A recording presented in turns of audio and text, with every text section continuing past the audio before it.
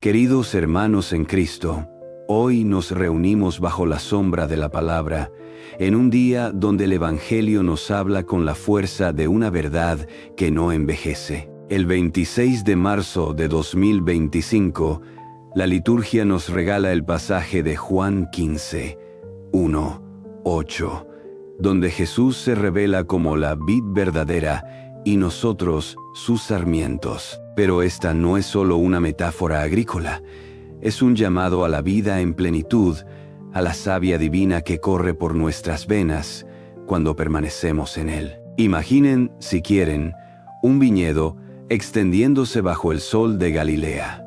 Las ramas retorcidas, algunas cargadas de uvas dulces, otras mustias por el peso de la sequía. Entre ellas, un viñador trabaja con manos expertas, podando lo que no da fruto, limpiando lo que aún puede florecer. Así es nuestro Padre. Así es Cristo con nosotros. Hoy no solo reflexionaremos sobre este texto, sino que lo viviremos a través de una historia que nace en el polvo de un pueblo olvidado, donde un hombre llamado Ezequiel, un viñador de manos callosas y corazón roto, descubrirá que incluso las ramas más secas pueden renacer. Acompáñenme, pues, a recorrer los surcos de esta parábola viviente, donde el Evangelio de hoy se encarna en risas, lágrimas y sobre todo en esa esperanza tenaz que brota cuando nos dejamos podar por Dios. El pueblo de Mamre era un puñado de casas de adobe aferradas a una colina, donde el viento silbaba entre los olivos como un lamento antiguo. Allí, Ezequiel Ben-Hadad arrastraba sus pies cada amanecer hacia el viñedo familiar, un terreno pedregoso que había alimentado a su familia por generaciones, pero que ahora parecía maldecido. Las uvas se pudren antes de madurar, masculló, arrancando un racimo mustio entre sus dedos. Su esposa, Lea, lo observaba desde la puerta de su casa, con los ojos hinchados por las noches en vela. La sequía había marchitado no solo las vides, sino también la alegría que alguna vez llenó su hogar. Su hijo menor, Jonatán, llevaba 3 años en Siria, perdido entre las sombras de la guerra, y cada misa en la iglesia de San Elías era un nuevo intento de Lea por no perder la fe. Dios proveerá, susurraba ella, aunque las palabras le sabían a sal en una herida abierta. Ezequiel, sin embargo, había dejado de creer en promesas.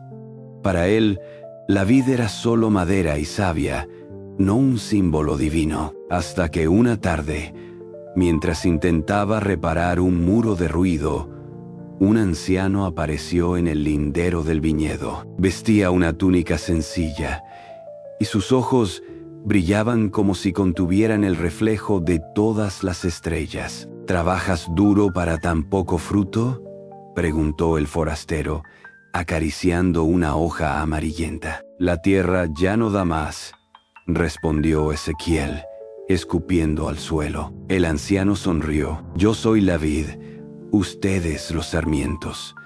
El que permanece en mí da fruto abundante. Ezequiel frunció el ceño. Esas palabras le sonaban, pero no podía recordar de dónde. Antes de que pudiera preguntar, el hombre se inclinó y tomó un puñado de tierra seca. ¿Qué tal si te digo que hay una rama en este viñedo que aún puede dar vida? Y entonces, con un gesto lento, sopló sobre el polvo. El viento cesó por un instante cuando el anciano abrió su mano. Entre sus dedos arrugados, la tierra árida que había recogido ahora brillaba húmeda, como rocío recién nacido. Ezequiel contuvo el aliento. ¿Quién eres?, preguntó, pero el forastero solo señaló hacia el centro del viñedo, donde una sola parra, casi olvidada entre las piedras, conservaba un verde tenaz. Esa rama no ha sido podada en años, dijo el anciano. Está sofocada por su propio peso. Ezequiel se acercó. Era cierto, la enredadera crecía salvaje, retorciéndose sobre sí misma, cargada de hojas pero sin un solo fruto. ¿Y qué quiere que haga? ¿Cortarla?, preguntó con ironía. El anciano lo miró fijamente. Todo sarmiento que no da fruto, él lo corta. Y todo el que da fruto, lo poda para que dé más. De pronto, un escalofrío recorrió al viñador. Esas palabras las había escuchado de niño en la voz del padre Gabriel durante la misa. ¿Era acaso un sacerdote este hombre? Pero antes de que pudiera reaccionar, el forastero tomó una hoz que colgaba del muro y con un movimiento preciso, cortó 3 de las ramas más gruesas. «Espera», protestó Ezequiel. «Esa es la única planta que queda viva». El anciano no respondió. Solo recogió los sarmientos caídos y los extendió hacia él. «Plántalos en esta tierra muerta. Es inútil. Sin mí, nada pueden hacer». El eco de esa frase resonó en el aire como un trueno lejano. Ezequiel, contra toda lógica, tomó las ramas. No sabía por qué obedecía, pero algo en la mirada del forastero lo obligaba a creer. Mientras cavaba hoyos para los esquejes, Lea llegó corriendo, su falda manchada de polvo. «Ezequiel». «Llegó una carta de Jonatán», gritó, agitando un sobre ajado. El viñador dejó caer la herramienta. 2 años sin noticias, 2 años imaginando lo peor. Con manos temblorosas, abrió el papel. Solo decía: «Padre, estoy vivo. Regreso a casa. Perdóname». Lea rompió en llanto, pero Ezequiel miró hacia el viñedo. El anciano había desaparecido. Solo quedaban los 3 tallos recién plantados, y en el horizonte, las primeras gotas de lluvia comenzaban a caer sobre Mambré. Las llagas que dan fruto. La tormenta lavó el polvo de Mambré durante 3 días. El pueblo, incrédulo, vio cómo los arroyos secos volvían a correr. Hasta el padre Gabriel, un cura de rostro curtido por años de misiones en tierras peligrosas, salió a la plaza con los brazos abiertos. «Es un signo», anunció, pero sus ojos se posaron en Ezequiel, quien, empapado bajo la lluvia, vigilaba los esquejes. «¿Qué has hecho, hijo?», preguntó el sacerdote al acercarse. «Nada. Un hombre vino, podó la parra. Dijo que daría fruto». El padre Gabriel palideció. «¿Un hombre? ¿Cómo era?». Antes de que Ezequiel pudiera responder, un grito desgarró el aire. Era Lea. Corrieron hacia su casa, donde ella señalaba, temblorosa, los 3 tallos plantados. Ahora brotaban de ellos diminutas hojas verdes como esmeraldas, y en una, casi milagrosamente, asomaba un racimo de uvas tiernas. «Lo que nace de Dios vence al mundo», murmuró el cura, haciendo la señal de la cruz. Pero la verdadera prueba llegaría esa noche. Mientras el pueblo celebraba, Ezequiel despertó con un dolor agudo en el costado. Al mirarse en el espejo, vio 3 heridas en su piel, frescas como cortes de poda, y sin embargo, no sangraban. Eran idénticas a las ramas que había plantado. El regreso del hijo pródigo. La noticia del racimo milagroso se extendió por Mambré como el rumor del viento entre los olivos. Para el amanecer, medio pueblo se agolpaba frente al viñedo de Ezequiel, tocando las hojas recién brotadas como si fueran reliquias. Solo el padre Gabriel se mantenía a distancia, observando todo con una mezcla de temor y certeza. «No es la primera vez que veo esto», murmuró para sí, acariciando la cicatriz que le cruzaba el pecho bajo la sotana. Mientras tanto, Ezequiel intentaba ignorar el ardor de las heridas en su costado. Cada vez que miraba hacia la vid, sentía que las marcas le quemaban más.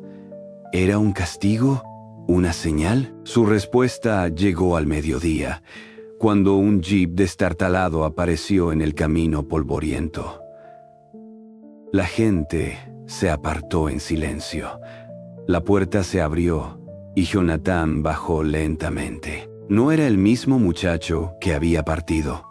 Sus ojos, antes llenos de la fogosidad juvenil, ahora parecían pozos oscuros.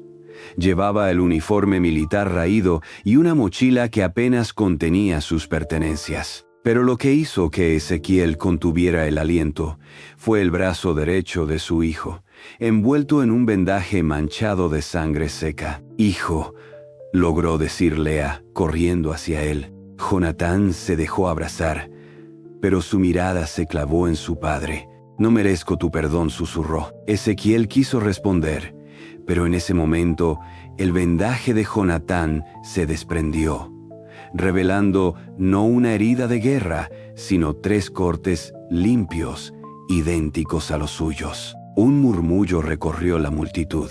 El secreto del padre Gabriel. Esa noche, mientras el pueblo celebraba el regreso de Jonatán con pan y vino, el último de las reservas viejas, el padre Gabriel se encerró en la sacristía de la iglesia. Con manos temblorosas, abrió un viejo baúl escondido bajo las tablas del piso.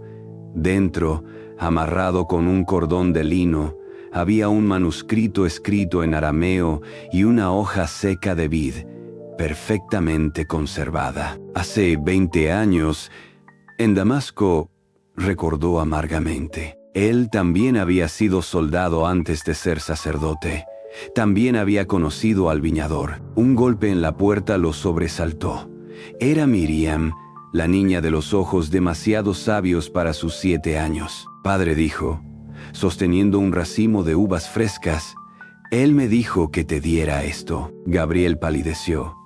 Las uvas eran idénticas a las que había visto crecer en medio de la guerra, el día que decidió tomar los hábitos. «¿Dónde está ahora?», preguntó, arrodillándose frente a ella. La niña señaló hacia el viñedo, donde siempre, podando la cosecha de lo invisible. Al alba, Ezequiel y Jonatán se encontraron frente a la vid milagrosa.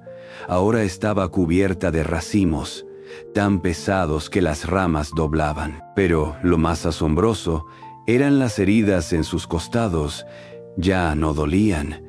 Al tocarlas, sintieron calor, como si bajo su piel corriera savia nueva. El padre Gabriel llegó entonces, llevando el manuscrito y la hoja seca. «Esto no es solo un milagro», dijo.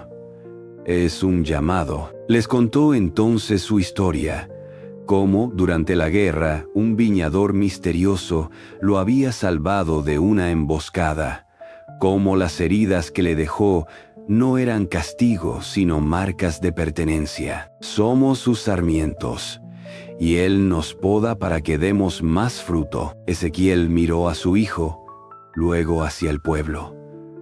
Comprendió entonces que el verdadero milagro no eran las uvas, sino lo que había renacido entre ellos: perdón, esperanza, fe. Cuando el sol estuvo alto, toda Mamre se reunió para la cosecha.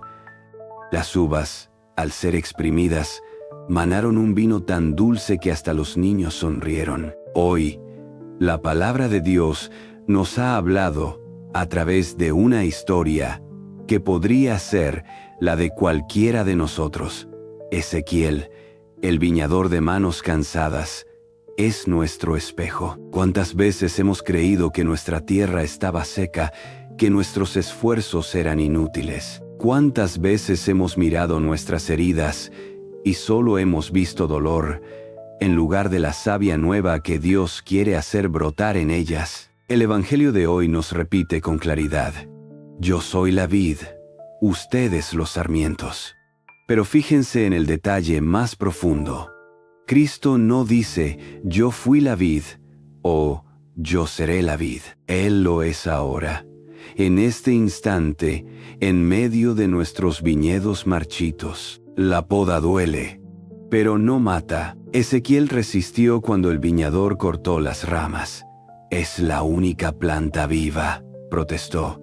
Nosotros hacemos lo mismo. Nos aferramos a lo que creemos que nos sostiene, aunque no dé fruto. Pero Dios no poda por crueldad, sino por amor. ¿Qué ramas te está pidiendo soltar hoy? ¿Un rencor? ¿Un miedo? una autosuficiencia que te aleja de Él. Las heridas pueden ser savia. Las marcas de Ezequiel y Jonatán no eran señales de condena, sino de pertenencia. Así son los sacramentos, heridas sagradas que nos unen a Cristo. La confesión nos corta el orgullo. La Eucaristía nos desgarra el egoísmo. Pero de ahí brota vida nueva. El fruto no es para nosotros. Las uvas de Mamré no se quedaron en la vid, se compartieron, se convirtieron en vino que alegró al pueblo. Nosotros somos ramas, no dueños de la cosecha. ¿A quién está llamándote Dios a alimentar hoy con tu fruto? Hermanos, si algo nos enseña esta historia, es que Dios no viene por los racimos perfectos, sino por las ramas dispuestas a ser podadas. En este mundo que idolatra la autosuficiencia, Cristo nos recuerda: sin mí, nada pueden hacer. J.N. 15:5. Miren a su alrededor. ¿Dónde está el viñador en tu vida? Quizá en el familiar que te repite: Dios no te abandona, como Lea. El amigo que te devuelve a la fe, como el padre Gabriel. Hasta en el dolor que te hace clamar: ¿por qué a mí? Como Jonatán. Él está aquí, podando, regando, esperando. Señor, viña verdadera, enseña a aceptar la poda. Que cuando la tierra sea árida, recuerde que tu savia corre en mí, y que, al final del camino, pueda oírte decir: bien, siervo fiel, diste fruto que permanece. Amén.